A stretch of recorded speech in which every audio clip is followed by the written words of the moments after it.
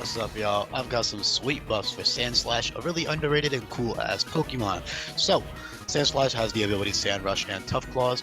All Pokemon in this hack are balanced to have two viable abilities to switch between. Sand Rush was something they already had and is a very fitting and obvious choice, while Tough Claws is a new one that makes their already very good 110 base attack much stronger. They do have actual ground type contact moves now to abuse in the form of Seismic Fist, and later on you get Drill Run, and then later on than that you get Headlong Rush, which is extremely powerful. 150 base power, drops your attack and drops your defense and special defense by 1, and is also a recoil move. So it's very strong, but it also has, you know, a good amount of drawbacks, especially in a hardcore Nuzlocke. Pretty risky to deal recoil and drop your defenses. So if you don't kill whatever's in front of you, you better, you know, you better be running Shell Bell or something, which heals you by 20% HP now. You can use that with other recoil moves like Player Up, Wild Charge, Rock Climb, and Takedown, and take 0% recoil from those moves. So it's a really good item on Sandslash for late game, but in general, Sand Rush and Tough Claws with their newfound bulk is also really great. Well, they already had HP, but this depth-wise is mostly what I'm meaning. Let me also make sure this math is right. It might be off. Hold on. Also, did I skip? No, I didn't skip anybody. Hold on. Sandslash.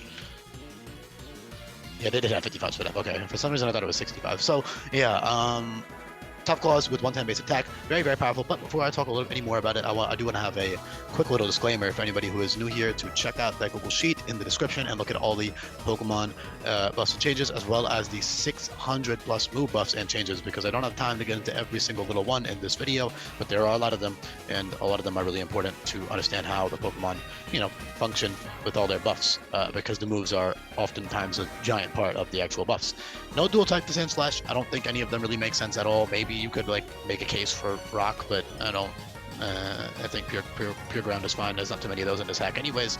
And ground, obviously, as we all know, is great offensively, and you do have good coverage moves as well. But my point was earlier with Tough Claws, 110 base attack, when you use stab moves, that becomes a 1.95 times boost. So with flat Tough Claws, you get a 455 base attack, 455 attack stat, which is equivalent to like. Hold on, I cannot do math right now. Why can I not do this? 157? Yeah, roughly 157-ish base attack with coverage moves, and then with stab moves, you're even stronger.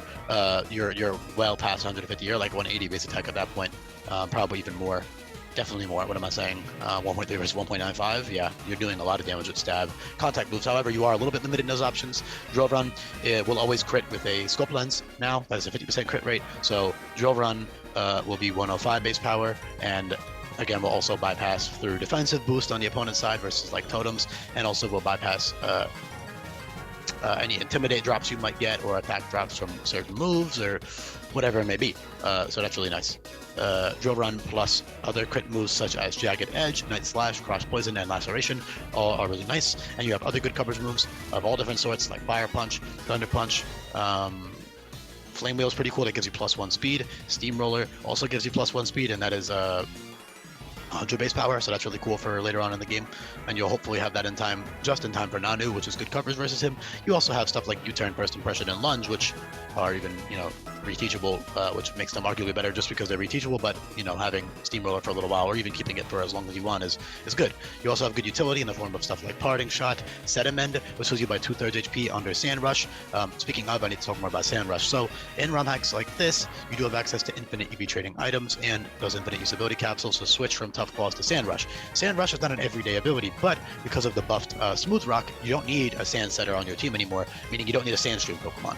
You can still abuse, you know, Sand Rush with Sandstream Pokemon, and a lot of the Sandstream Pokemon get stuff like Parting Shot and U-Turn, so it's even better, but you don't need it. So if you're doing a Team Lock Nuzlocke, for example, you can just teach Sandstorm to any one of your Pokemon that learns it, and then Parting Shot into your Sandslash, or U-Turn or whatever into your Sandslash with that Smooth Rock, and you will have 9 full turns of Sand to abuse. And you can use that in conjunction with Set Amend, which will heal you by 2/3 of your HP under Sand, and with max HP investment, you are actually very tanky. 75, 115, 70 bulk is solid, uninvested on the physical side, but the def a bit mediocre, but with HP investment, you will be very tanky, and you will have incredible speed under Sand Rush, even with no speed investment because of your high base speed stat. I believe it is like the second or third fastest weather speed ability Pokemon in the game. I believe Volt Rush, Electabuzz is faster, and then Floatzel was faster. I believe those are the two guys that are faster than Sandslash, but Sandslash is like number 3. It's very, very quick under weather. Not that it matters too much because even like the base 50 guys are outspeeding everybody in terrain. However, the advantage of having like 80 plus, 70 plus, 80 plus base speed with an ability like Sandrush is that in game you don't have to run speed investment. Like I said, obviously in competitive you'd have to worry about choice scarfers and all this other stuff, but in game you don't got to worry about that. You can see whatever the opponent has, and if you outspeed everything with 0 speed investment, then there you go. You got max bulk investment instead. So I'm going to give you a worst case scenario here. With max speed, with 0 speed IVs, minus speed nature, and 0 speed investment, you're still hitting 404 speed in Sandrush. So you're still outspeeding pretty much everything. That's like, yeah, you're outspeeding base. You're outspeeding base like 132 Pokemon, 133 Pokemon. So only like the top 10% of Pokemon in the game can outspeed you. Understand? And of course, you only need like 20 speed EVs in that case, and that's if you got 0 IVs and a minus speed nature, but you probably won't have both of those things at once. It's not very likely. But yeah, in general, very, very good ability with that bulkier set with Sandrush.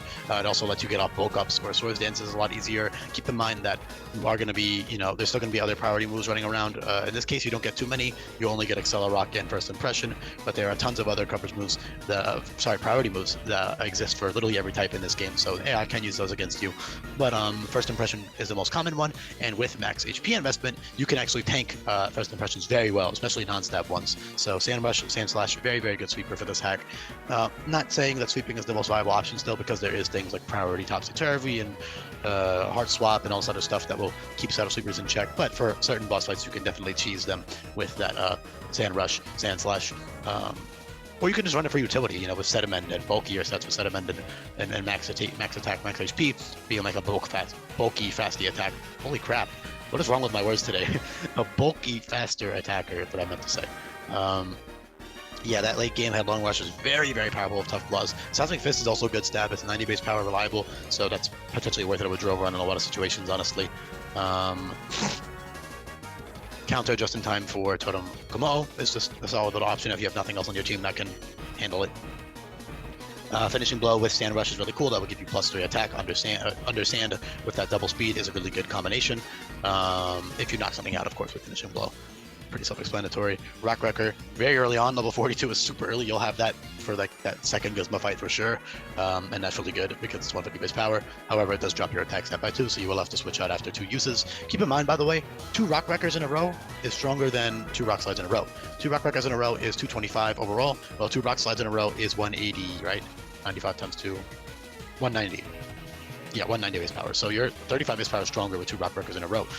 Even 2 Rock Climbs in a row is weaker by 5 base power than 2 Rock Wreckers, not to mention 2 Rock Climbs in a row will deal recoil damage while Rock Wrecker will not. Of course, after that second Rock Wrecker, you definitely are going to have to switch out, and you can't use other moves unless you're using a crit move, which is part of the advantage of like Drill Run, for example.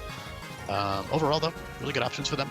Other good coverage moves via level up that I haven't covered, but there's just pretty self-explanatory ones, and about a couple others via TM that you can see on screen. You can check out what those do, but overall, really good buffs and changes. Sandshrew was great for Melee Island and the beginning of Akala Island. It should evolve just in time for Totem Araquanid, but its bulk is not bad. It's pretty damn tanky, 1595, 60. Sturdy is a nice ability for early game, especially for certain boss fights. And then for Sandforce, you can just use that with the buffed Sandstorm. Although you won't have the heat rock, the smooth rocks or anything like that at that point in the game. It's still good to have. Nonetheless, because you are tanky and you're strong and you have Accelerock and all those other fun moves, Sandforce will also boost Accelerock, as well as stuff like Magnitude and Dig for Melee Island. So yeah, that's really about it. Thank you so much for listening, and I'll be back for more coming up. See ya.